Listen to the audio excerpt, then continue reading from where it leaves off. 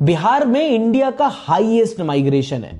अभी इसी साल एक सर्वे हुआ था जिसमें पता चला था कि बिहार की 7% आबादी जो है वो बाहर किसी दूसरे स्टेट में जाके काम कर रही है। और पूछो कि क्यों जा रहे हैं वहां पे, तो आधे लोग बोलते हैं कि भैया हमारे अपने राज्य में नौकरी नहीं है तो क्या करें। बिहार के पलायन को अगर आपको समझना है तो ये समझना है कि पलायन के क्या पहलू हैं। बिहार में लोगों का पलायन हो रहा है, ये बात तो अब चर्चा में हम लोग लेकर आए हैं, लेकिन उसके साथ हमने कहा कि बिहार से सबसे बड़ा पलायन पूंजी का पलायन है। बिहार से क्या आपको मालूम है कि बैंकों से हर साल 2.5 लाख करोड़ रुपया यहां से ट्रांसफर किया जाता है, जो आपका हमारा पैसा है, बाहर के किसी उद्योगपति का पैसा नहीं है। बिहार के लोग जो पैसा अपना बैंक में यहां जमा करते हैं, हर साल बिहार से 2 से 2.5 लाख करोड़ रुपया बैंक वाले दूसरे राज्य में ट्रांसफर करते हैं, जो कि नियम के खिलाफ है।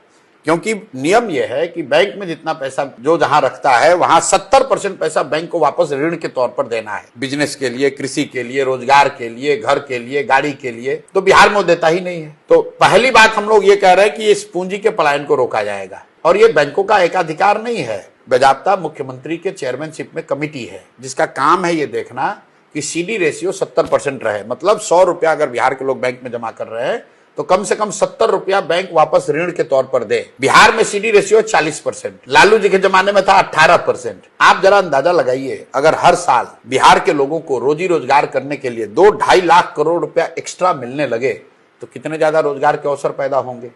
तो हम लोगों ने जो 3 पॉइंट प्रोग्राम दिया है कि पूंजी के पलायन को रोककर बुद्धि का पलायन रोका जाएगा। जिस दिन बुद्धि और पूंजी का पलायन रुका, श्रम का पलायन अपने आप रुक जाएगा। दूसरी बात हम लोगों ने कहा कि बिहार में मनरेगा को हम कृषि से जोड़ेंगे, और जो लोग भी अभी फूड ग्रेन की खेती कर रहे हैं उनको हम नगदी फसल की खेती कराना चाहते हैं। बिहार में 55 लाख हेक्टेयर जमीन है जिसमें खेती हो सकती है, उसमें सिर्फ 2 लाख हेक्टेयर जमीन में ही नगदी फसल की खेती होती है।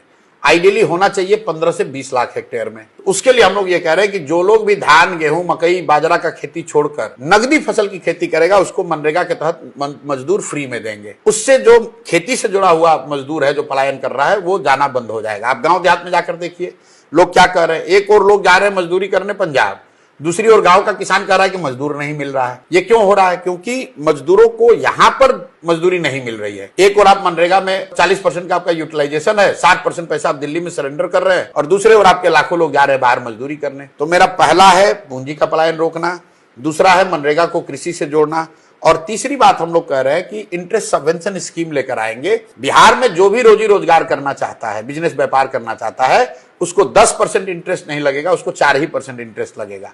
आप बैंक से लोन लीजिए 10% पर, 6% इंटरेस्ट सरकार देगी। ऐसा क्यों कह रहे हैं? जब मैंने पदयात्रा की और जो बिहार को मैं समझ रहा हूं, यहां समाज में लोग मूलधन से ज्यादा ब्याज से डरता है। गुजरात में लोग पैसा लेकर बिजनेस करते हैं लोन लेकर, लेकिन बिहार में आदमी कर्जा 3 ही बार लेता है। बेटी का ब्याह हो, घर हो, बेटा को पढ़ाना हो, बीमारी है, बीमारी में जो तो कर्ज है वो तो बहुत डिस्ट्रेस कर्ज है।